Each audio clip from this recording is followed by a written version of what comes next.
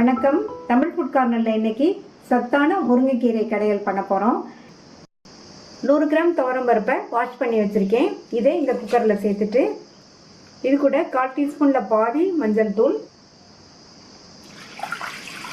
1/4 cup தண்ணி சேர்த்துருக்கேன்.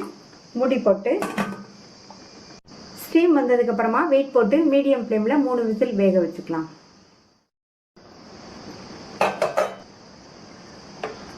பருப்பு கரெக்டாக வெந்திருக்கு.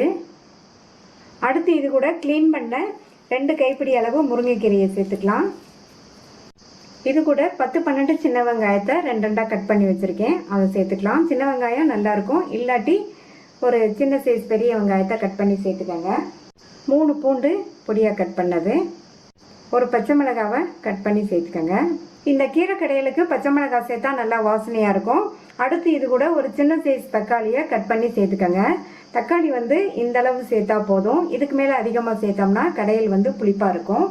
இது கூட 1/2 கப் தண்ணி சேர்த்து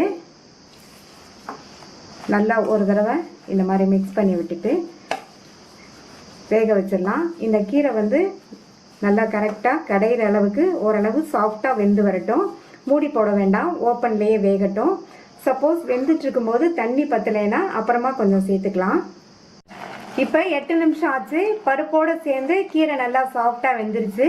இந்த மாதிரி இருந்தால் கடையிறதுக்கும் நல்லாயிருக்கும். அதே மாதிரி கீரை எதுக்கு மேலேயும் வேக வைக்காதீங்க. வேக வச்சோம்னா கீரையோட கலர் மாதிரி டேஸ்ட் நல்லா இருக்காது. இப்போ சூடாக இருக்கும்போதே இதில் 1/2 டீஸ்பூன் சீரகம் சேர்த்துக்கலாம். சீரகம் சேர்த்தா நல்லா வாசனையாக இருக்கும். அடுத்து இந்த கீரைக்கு தேவையான அளவு உப்பு சேர்த்துக்கலாம். எப்போவுமே கீரைக்கு கடைசியில் தான் உப்பு சேர்க்கணும். உப்பு சேர்த்துட்டு நல்லா கலந்து விட்டுட்டு ஸ்டவ் ஆஃப் பண்ணிவிட்டு இதை வேறு பாத்திரத்துக்கு மாற்றி வச்சிடலாம். கீரையை நான் இப்போ ஒரு மண் பாத்திரத்துக்கு மாற்றிருக்கேன். இந்த மாதிரி மண் பாத்திரம்னா கீரையை கடையிறதுக்கு ஈஸியாக இருக்கும்.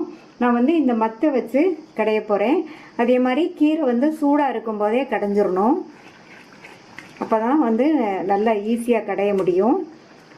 சப்போஸ் உங்கள்கிட்ட இந்த மத்து இல்லைன்னா நீங்கள் கீரை ஆறுனதுக்கப்புறமா மிக்ஸி ஜாரில் சேர்த்து விப்பரில் போட்டு விட்டு அரைச்சிக்கோங்க.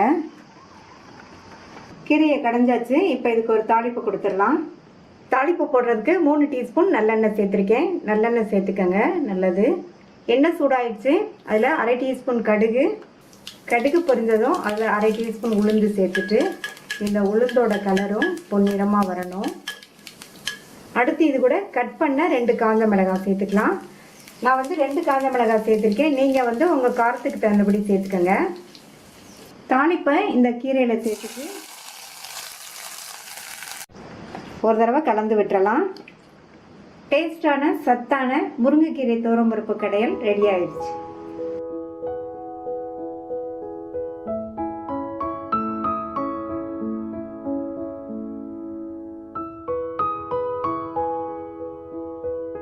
முருங்கைக்கீரை பக்கோடா பண்ண போறோம். இதுக்கு நான் 1 கப் முருங்கைக்கீரை எடுத்து வச்சிருக்கேன். இந்த முருங்கைக்கீரை நல்லா வாஷ் பண்ணிட்டு பேன் காத்துல காய வச்ச முருங்கைக்கீரை.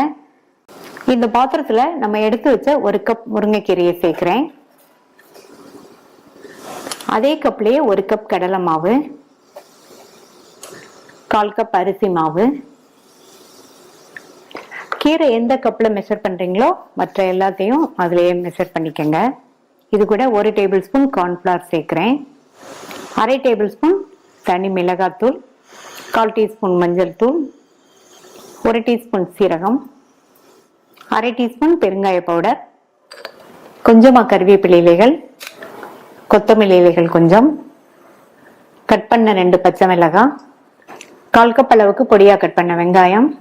இந்த வெங்காயம் ஆப்ஷனல், விருப்பப்பட்டா சேர்த்துக்கங்க, இல்லைன்னா ஸ்கிப் பண்ணிடலாம். அடுத்து இதுக்கு தேவையான அளவு உப்பு சேர்த்துட்டு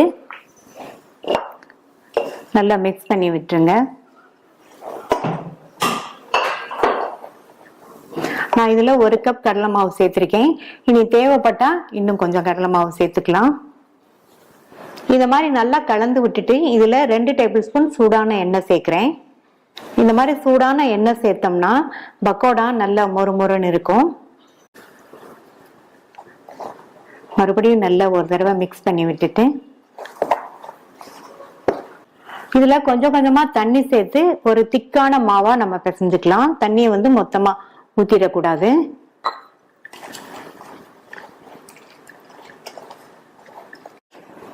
இப்போ மாவு கொஞ்சம் கம்மியா இருக்கிறதுனால இன்னும் 2 டேபிள் ஸ்பூன் கடலை மாவு சேர்க்கிறேன்.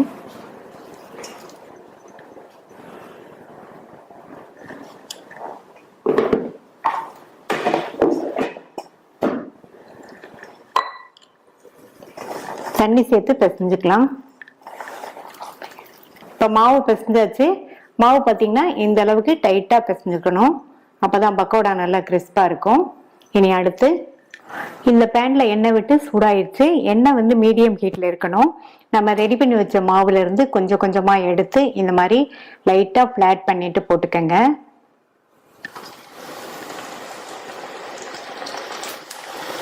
நம்ம கீரை நிறைய சேர்த்துருக்கிறதுனால இந்த மாதிரி பிளாட் பண்ணி போட்டோம்னா பக்கோடாக்கு சரியா இருக்கும்.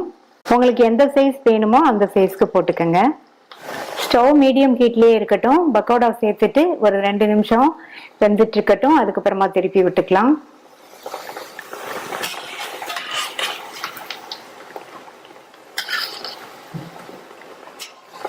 இந்த மாதிரி திருப்பி திருப்பி விடுங்க. எண்ணெயோட சத்து அடங்கினதுக்கு அப்புறமா எடுத்துடலாம்.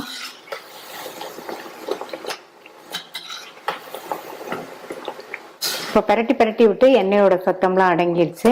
இந்த ஸ்டேஜில் எடுத்தா சரியா இருக்கும். இப்ப சுவையான முருங்கைக்கீரை பக்கோடா ரெடி ஆயிடுச்சு. மீதி உள்ளதையும் போட்டு எடுத்துடலாம்.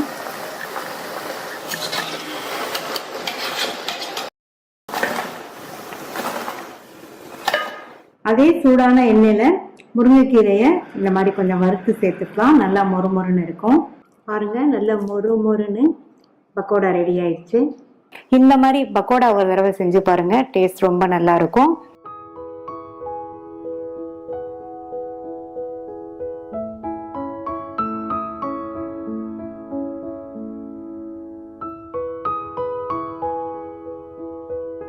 முருங்கைக்கீரை பொரியல் பண்ணலாம்.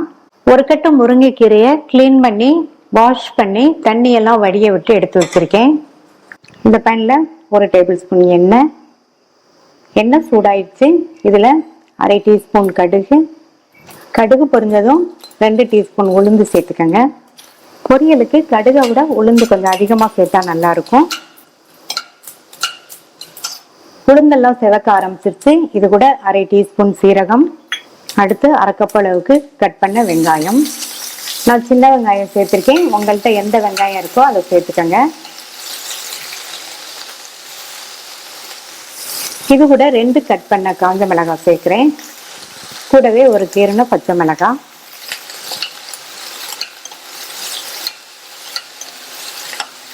நீங்க இப்போ ஃபுல்லாவே பச்சை மிளகாய் சேர்க்கறதுனாலும் சேர்த்துக்கங்க, இல்ல ஃபுல்லாவே காஞ்ச மிளகாய் சேர்க்கறதுனாலும் சேர்த்துக்கங்க. எதுனாலும் உங்களுடைய காரத்துக்கு தகுந்தபடி சேர்த்துக்கங்க. வெங்காயத்தை ரொம்ப வதக்க வேண்டாம். ஜஸ்ட் ஒரு 1/2 நிமிஷம் போல வதக்கி விட்டா போதும். இதில் கிளீன் பண்ணி வச்ச முருங்கைக்கீரையை சேர்க்கிறேன்.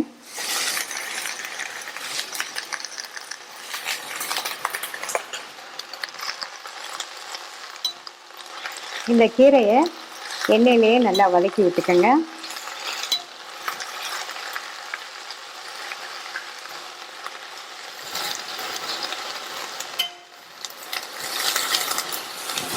இப்ப நல்லா வதக்கி விட்டாச்சு. நம்ம சேர்க்கும் போது இருந்ததை விடவே கீரையோட அளவு நல்லா குறைஞ்சு வந்திருக்கு பாருங்க.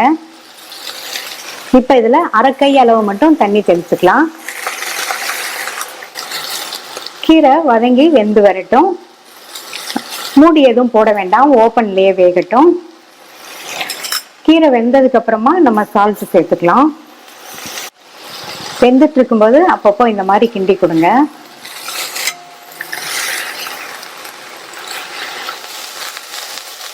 இப்ப கீரை வெந்துருச்சு. முருங்கைக்கீரையை வந்து நம்ம ரொம்ப வேக விடக்கூடாது. அதனுடைய பச்சை நிறம் மாறாத அளவுக்கு வேக வைக்கணும். இது கூட 2 பல் பூண்டை வந்து இடிச்சு சேர்த்திருக்கேன். இந்த மாதிரி கடைசியில சேர்க்கும் போது கீரை வந்து நல்லா வாசனையா இருக்கும். இது கூட தேங்காய் துருவல் சேர்த்துக்கலாம். 3 டேபிள் ஸ்பூன் தேங்காய் துருவல் சேர்த்திருக்கேன். நீங்க உங்களுடைய தேவைக்கு தகுந்தபடி சேர்த்துக்கோங்க.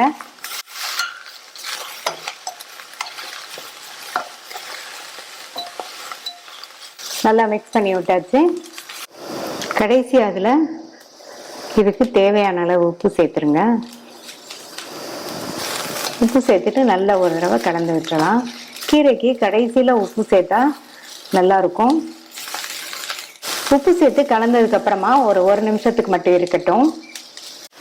1 நிமிஷத்துக்கு அப்புறமா ஸ்டவ் ஆஃப் பண்ணிடுங்க. ஹெல்த்தியான டேஸ்டான முருங்கைக்கீரை பொரியல் ரெடி ஆயிடுச்சு.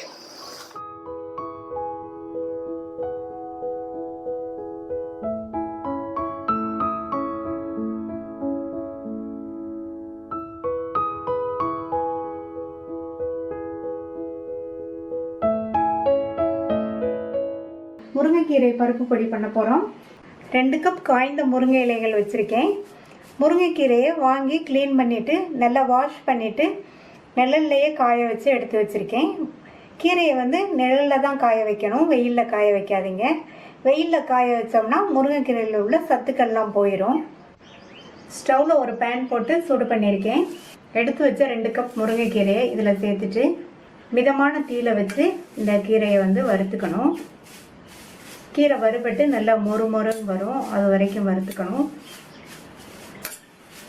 இந்த மாதிரி மிதமான தீயில வச்சு வறுத்தாதான் கீரை கருகிராமல் அதனுடைய கலர் மாறாமல் இருக்கும். வறுத்தாச்சு, நல்லா மொறுன்னு சத்தம் கேட்குது. நம்ம கீரையை காய வச்சதுனால இது வேகமாகவே வறுபட்டுரும். நல்லா வறுபட்டுருச்சு. இதை தனியாக எடுத்து வச்சிடலாம். அடுத்து பருப்பெல்லாம் வறுத்துக்கலாம். எல்லா பருப்பையுமே நம்ம எண்ணெய் எதுவும் சேர்க்காம வெறுங்கடாயில் தான் வறுக்கணும். இதில் 3 டேபிள் ஸ்பூன் துவரம் பருப்பு சேர்த்துட்டு அது கூட 1/2 டீஸ்பூன் மிளகையும் சேர்த்து வறுத்துக்கலாம். இந்த பருப்பு நல்லா கலர் மாறாமல் கரெக்டாக நல்லா வாசனை வர வரையும் வறுபடணும். கருகிராமல் பார்த்துக்கணும். தீயை நிதானமாகவே வச்சு வறுத்துக்கங்க. இந்த முருங்கைக்கீரை பருப்பு பொடிக்கு இந்த துவரம் பருப்பு நல்ல டேஸ்ட் கொடுக்கும். அதனால் துவரம் பருப்பு சேர்த்துக்கங்க. துவரம் பருப்பு கரெக்டாக வறுபட்டுருச்சு, நல்லா வாசனை வந்துருச்சு. அதோடு சேர்ந்து மிளகுமே நல்லா வறுபட்டுருச்சு. மிளகுமே இதுக்கு நல்ல டேஸ்ட்டும் வாசனையும் கொடுக்கும். அதனால் இந்த அளவு மிளகு சேர்த்து வறுத்துக்கங்க. இதை தனியாக எடுத்து வச்சிடலாம். துவரம் பருப்பு மிளகை பிளேட்டுக்கு மாற்றியாச்சு. அடுத்து 3 டேபிள் ஸ்பூன் கடலைப்பருப்பு. இதையும் நிதானமான தீயில வச்சு கருகிராமல் நல்லா வாசனை வர வரையும் வறுத்துக்கணும். கடலைப்பருப்புமே நல்லா வறுபட்டு வாசனை வந்துருச்சு, கருகிராமல் இருக்குது பாருங்கள். இதையும் தனியாக எடுத்து வச்சிடலாம். அடுத்து 2 டேபிள் ஸ்பூன் உளுந்தம் பருப்பை சேர்த்து அதே மாதிரி நல்லா கலர் மாறிடாமல் பொன்னிறமாக வர வரையும் வறுத்துக்கணும். நிதானமான தீயில வச்சு வறுத்துக்கணும். உளுந்தம் பருப்பு 2 டேபிள் ஸ்பூன் சேர்த்தா போதும். நம்ம பருப்புகளை எல்லாம் தனித்தனியாக வறுக்கணும். ஒவ்வொரு பருப்பும் ஒவ்வொரு டயத்தில் வறுபடும். உளுந்தும் நல்லா பொன்னிறமாக வறுபட்டுருச்சு. இதையும் ஏற்கனவே வறுத்த பருப்போடு சேர்த்து எடுத்து வச்சிடலாம். அடுத்து 1 டேபிள் ஸ்பூன் வெள்ளை எள் சேர்க்குறேன். நீங்கள் இதுக்கு பதில் கருப்பு எள் வேணுனாலும் சேர்த்துக்கோங்க. இந்த எள்ளை நல்லா வறுத்துக்கலாம்.